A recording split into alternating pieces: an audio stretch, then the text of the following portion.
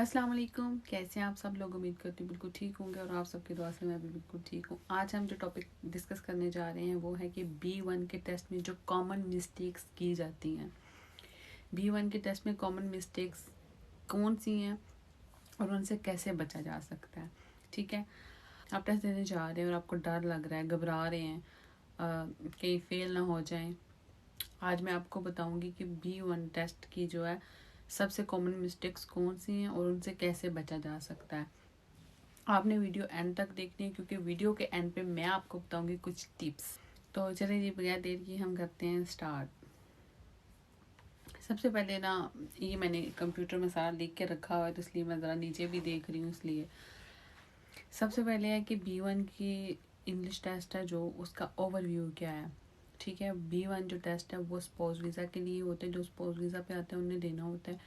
अगर आपने ILR लेना है तो उसके लिए आपने B1 का टेस्ट देना है। अगर आपने ब्रिटिश सिटीजनशिप लेनी है, पासपोर्ट लेना है, तो उसके लिए आपने B1 टेस्ट जो है वो लाजमी देना है। ठीक है, B1 टेस्ट जो है वो टोटल 10 मिनट का होता है। उसमें जो 5 टॉपिक्स होते हैं, 1 2 3 4 5 टॉपिक जो आपने खुद से रेडी करके दे के जाने होते हैं। कोई भी आप टॉपिक ले सकते हैं, माई सेल्फ ले सकते हैं, माई फैमिली ले सकते हैं, माई होम ले सकते हैं, माई होम टाउन ले सकते हैं, माई फ्रेंड्स ले सकते हैं एंड माई हॉबीज़ ले सकते हैं, माई जॉब हो सकती है। लॉट्स ऑफ टॉपिक्स हैं, कोई भी आप चूज़ कर सकते हैं। और जो 6 टॉपिक्स हैं, ये जो 5 टॉपिक है इस पर 5 मिनट एग्जामिनर आपसे बात करेगा। और उसके बाद है जी, पीछे रह जाते हैं 6 टॉपिक्स होते हैं जो बाकी 5 मिनट रह जाते हैं, रिमेनिंग 5 मिनट्स उसके ऊपर एग्जामिनर बात करता है। उनके अपने पास टॉपिक्स होते हैं, वो 6 होते हैं। ठीक है, और 6 टॉपिक्स पे वो बात करता है। टोटल 10 मिनट का टेस्ट होता है। उसके अंदर ही उसने बेसिकली देखना होता है कि आपकी इंग्लिश आप बोल सकते हैं, आप अंडरस्टैंड कर सकते हैं। ठीक है, आपकी लिसनिंग कैसी है और आपकी स्पीकिंग कैसी है। उसने ये नहीं देखना कि आपकी ग्रामर कितनी ठीक है कितनी नहीं ठीक। ऑफ कोर्स वो देखते हैं कि आप ग्रामेटिकली कितनी ठीक बोल रहे हैं, लेकिन मोस्टली होता है कि उन्हें देखना है कि आप अंडरस्टैंड कर सकते हैं, आप उसका जवाब अच्छे से दे सकते हैं। चलिए, मैं आपको पहले जो कॉमन मिस्टेक्स हैं जो लोग करते हैं वो बताती हूँ। सबसे पहली जो मिस्टेक्स है कि जब एग्जामिनर आपसे बोल रहा होता है, ऑफ कोर्स वो प्रोफेशनल होते हैं, प्रोफेशनल इंग्लिश बोलते हैं, उनका एक्सेंट जो है वो उस तरह से नहीं होता है जैसे ये स्लैंग बोलते हैं। उसने बहुत आराम से आपके साथ बात करनी होती है, बहुत आराम से उसने पूछना होता है कि ये चीज़ है, ये चीज़ कैसे है। तो वो आपसे क्वेश्चन पूछेगा, इन केस आपको समझ नहीं आती तो आपने उसको कहना है कैन यू रिपीट प्लीज़। तो इसका ये नहीं है कि अगर आपको वो कह रहा है, उसने आपसे एक दफ़ा बोल दिया तो आपने उसका जवाब जो आपके ज़हन में आया आपने बस उठा के दे दिया। जब तक आपको क्वेश्चन की समझ नहीं आती आपने उसका गलत आंसर नहीं देना। उसने देखना है कि आप उसका जवाब आपकी लिसनिंग ठीक है, आपने उसके जवाब को ठीक से अंडरस्टैंड किया है। तो अगर आपको समझ नहीं आती तो आपने उसे कहना है कैन यू रिपीट प्लीज़, क्या आप इसे दोहरा सकते हो दोबारा से। तो वो आपके लिए दोबारा से बोल देगा। वो ये नहीं कहेगा कि नहीं मैंने एक बार बोल दिया है तो हूँ इक्को बारी होंदा, मैं नहीं हूँ बोलना। वो एक बार नहीं, वो दोबारा बोल सकता है, आपसे पूछेगा भाई अगले को समझ नहीं आई मैंने क्या पूछा है तो मैं रिपीट कर दूँ। तो ये गलती आपने नहीं करनी कि गौर से पहले आपने सुनना है फिर जवाब देना है। अगर आपको समझ नहीं आई तो आपने उसे कहना है रिपीट करो। मिस्टेक नंबर 2, कुछ लोग जो हैं वो ज़्यादा कंफ्यूज हो जाते हैं, डर जाते हैं, उनका कॉन्फिडेंस लेवल बहुत डाउन चला जाता है। आप जितना घबराओगे, जितना डरोगे, उतना आपका कॉन्फिडेंस लेवल जो है वो डाउन जाएगा। आपने सबसे पहले डरना नहीं है, घबराना नहीं है सबसे पहले आपने। ठीक है, बहुत से लोग होते हैं जो कि नर्वस हो जाते हैं, रुक रुक के बोलते हैं, नर्वस हो जाते हैं या फिर ज़्यादा देर सोचते रहते हैं। अगर उसने क्वेश्चन किया तो बैठ जाएंगे सोचने। नहीं, ऐसे नहीं आपने करना। अगर आपको समझ आ गई है तो जैसा क्वेश्चन आपको आता है, क्वेश्चन का आंसर जैसा आपको आता है आपने उसको बताना है। ठीक है, एग्जामिनर ने सिर्फ आपकी इंग्लिश चेक करनी है। उसने ये नहीं चेक करना कि आप परफेक्ट बोल रहे हो, इतने परफेक्ट आपने जवाब दिए, नो। उसने बस देखना है कि आपकी इंग्लिश कैसी है, आपकी इंग्लिश का लेवल कैसा है।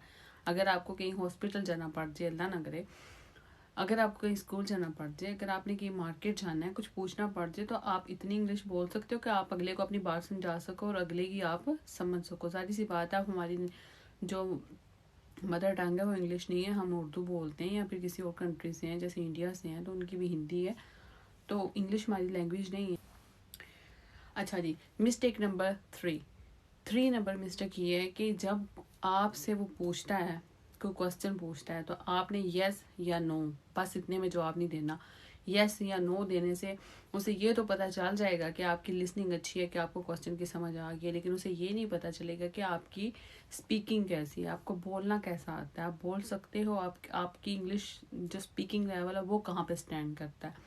तो आपसे फॉर एग्जाम्पल वो आपसे पूछता है डू यू लाइक कुकिंग, और आप आगे से कहते हो यस, तो ये जवाब उसे नहीं अच्छा लगेगा, क्योंकि उसे इतना तो समझ आ जाएगी कि हाँ भाई आपने क्वेश्चन को अंडरस्टैंड कर लिया, उसे ये समझ नहीं आएगी कि आपने उसको, आपका स्पीकिंग लेवल जो है वो कैसा है। तो आपने उसे प्रॉपर जवाब देना है यस आई लव कुकिंग। आप कह सकते हैं सिमर के यस आई लाइक कुकिंग, ठीक है, या फिर I usually cook traditional Pakistani food और ट्रेडिशनल इंडियन फूड, कुछ भी आप कह सकते हो जो आपको कुकिंग करना आता है।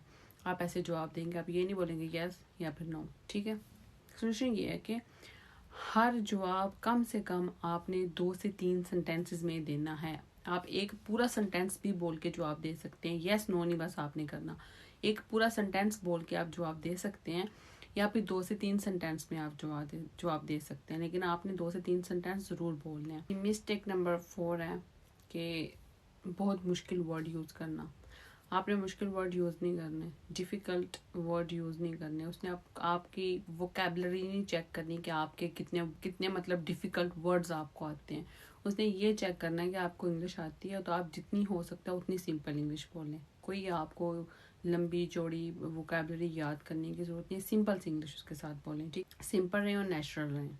टिक नंबर 5 है कि एग्जामिनर के आगे बहुत ज़्यादा बोलना। अब ये नहीं आपने करना कि वो आपसे बात कर रहा है, क्वेश्चन पूछ रहा है एक, और आपने पूरा पैराग्राफ उसको जवाब दे दिया। नो, ना आपने बहुत लंबा चौड़ा उसको जवाब देना है, और ना आपने बहुत शॉर्टकट उसको जवाब देना है। 1 या 2 सेंटेंस, 2 से 3 सेंटेंस बस मैक्सिमम, क्योंकि वो बोर भी हो सकता है आपकी बातें सुन के, ये भी कह सकता है ये तो बोली जाना, चुप होंदा ना नहीं लेंदा, ठीक है। तो आपने इतने ज़्यादा उसको वो नहीं बोलना। बस अगर आप ज़्यादा बोलेंगे तो ये भी हो सकता है कि आपको मसला हो सकता है, क्योंकि वो तो प्रोफेशनल बैठा होगा, तो वो इंग्लिश को फिर बोलेगा कि अच्छा ऐसे है, तो वो खींच के कहीं से कहीं ले जाएगा, जिसकी अपनी तैयारी नहीं की हुई, तो फिर आप क्या करेंगे। इसलिए टू द पॉइंट रहें, ठीक है। यस नो नहीं करना, 2 से 3 जो सेंटेंस होने चाहिए। अब हम आते हैं मेन पॉइंट की तरफ, और मेन पॉइंट क्या है कि जिसके लिए आपने पूरी वीडियो देखी है, वो मेन पॉइंट ये है कि टिप्स कौन सी हैं। अब मैं आपको टिप्स बताती हूँ कि आप कैसे पास कर सकते हैं। सबसे पहली टिप है प्रैक्टिस विद अ फ्रेंड। आप प्रैक्टिस करें, प्रैक्टिस, आपको पता है कि प्रैक्टिस मेक्स मैन परफेक्ट, तो प्रैक्टिस है, जितनी आप ज़्यादा प्रैक्टिस करेंगे उतनी आपकी अच्छी तैयारी होगी, ठीक है। आप ऐसा करें, अगर आप अकेले प्रैक्टिस नहीं कर सकते, आप किसी दोस्त को ले लें, किसी फैमिली मेम्बर को ले लें, किसी अपने अपने अपने किसी छोटे बच्चे को ले लें जिसको इंग्लिश आती है, जो स्कूल जाता है। ज़ाहिर सी बात है यहाँ पे बच्चे स्कूल जाते हैं, उनको इंग्लिश आती है, तो आप उनके साथ अपनी प्रैक्टिस कर लें। आप किसी दोस्त के साथ प्रैक्टिस करें, अपनी किसी फैमिली मेम्बर के साथ प्रैक्टिस करें, और इंग्लिश में बात करें ताकि आपकी प्रैक्टिस हो, ठीक है। टिप नंबर 2, ऑनलाइन वीडियोस देखें। यूट्यूब पे जाके बहुत सी वीडियो B1 की पड़ी हुई हैं, ठीक है। अगर आप मेरे चैनल में पीछे स्क्रॉल करें तो वहाँ पे भी वीडियोस मैंने अपलोड की हुई हैं B1 के टॉपिक्स की। अगर आपको वहाँ से नहीं समझ आती तो यूट्यूब भरा पड़ा है, आप कहीं से भी जाके B1 की वीडियोस देखें और प्रैक्टिस करें। नंबर 3, आपने वहाँ पे जाके एग्जामिनर की बॉडी लैंग्वेज को ऑब्जर्व करना है, लेकिन वो आपके साथ फ्रेंडली होंगे, वो स्ट्रिक्ट नहीं होंगे। आपने इस चीज़ की टेंशन नहीं लेनी, ठीक है।